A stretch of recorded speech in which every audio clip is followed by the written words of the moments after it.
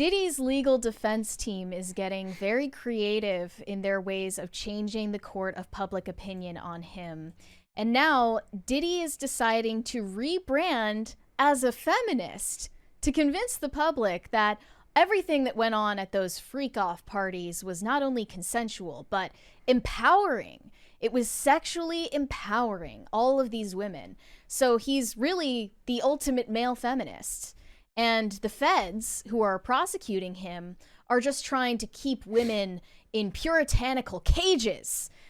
They're prosecuting for non-conforming sexual activity. I always suspected that's why. They're kink shaming. Yeah. The feds are kink shaming. Is there like an FBI kink shame department? I will happily join the FBI's kink shaming department any day. Just reach out, please. That would be a TV show, the FBI kink shaming unit. I would love that. KSU. I would lead it. They say in this Deadline piece, Sean Diddy Combs insists feds want to police non-conforming sexual activity, and freak-off videos reveal his innocence in sex trafficking case. So he's facing trial supposedly in May. The clock is ticking. They're coming up with new ways to change the public's opinion about him. But Diddy took a big swing at prosecutors' insistence that his so-called freak-offs were depraved and non-consensual debaucheries. According to his lawyers, in their latest variation on the attack of the accuser tactics, their client committed no crimes in his long-term relationship with the victim, who is only identified as victim 1.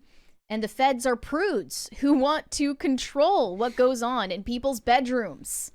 They say, far from the government's lurid descriptions, these videos show adults having consensual sex, plain and simple. There is no evidence of any violence, coercion, threats, or manipulation whatsoever.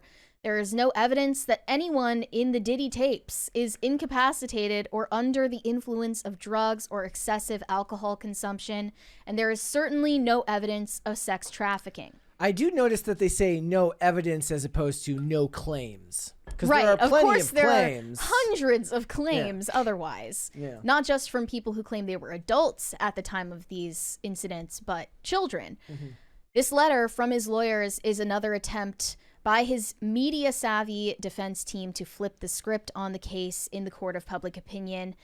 And the letter asserts that Diddy did not force the anonymous victim 1 to have kinky sex with him and others against her will, but that the prudish government wants to police non-conforming sexual activity. Here, the letter states, any fair-minded viewer of the videos will quickly conclude that the prosecution of Diddy is both sexist and puritanical. They claim it's sexist because the government's theory perpetuates stereotypes of female victimhood and lack of agency. You know he's guilty. He's truly a male feminist. The prosecution reflects a paternalistic view that the government is here to protect women who cannot be trusted to make their own decisions about sex and are not capable of consenting to sex that the prosecutors deem outside the norm. So really, the federal government is kink-shaming Diddy and all of the participants of his freak-off parties because they're puritanical, patriarchal misogynists. We have a 20 from Just Because I'm Free. So now Diddy is using the MAP sadist kink defense. What a world we live in when that is seen as a defense. Yeah. Well, I was just looking at this excerpt from the Neil Gaiman piece in New York Magazine, where they're detailing one of these alleged incidents of him raping someone. And they say, basically, she's screaming no. She's getting beaten by Neil Gaiman, allegedly.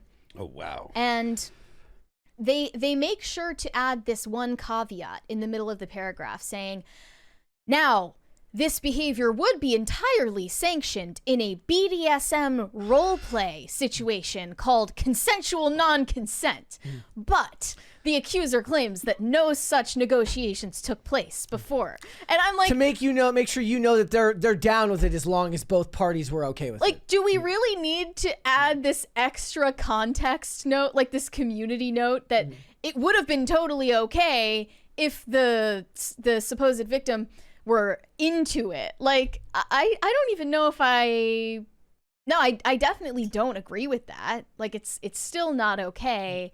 And I think it's just confirming that Diddy is guilty if he's proclaiming that he's a male feminist, because we all know not to trust male feminists. Any fair-minded viewer of the tapes will quickly conclude the prosecution of Mr. Combs is both sexist and puritanical. It's like, does that mean that they're going to release the tapes? I don't think they can do that. No, I certainly hope not. Yep.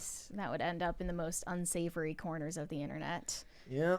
But yeah, can you imagine being one of these federal agents who is forced to watch hours of Diddy's freak-off parties? All of the veteran FBI agents are pumped. They're like, hey, rookie, come in here. You got to watch 30 hours of the Diddy tapes.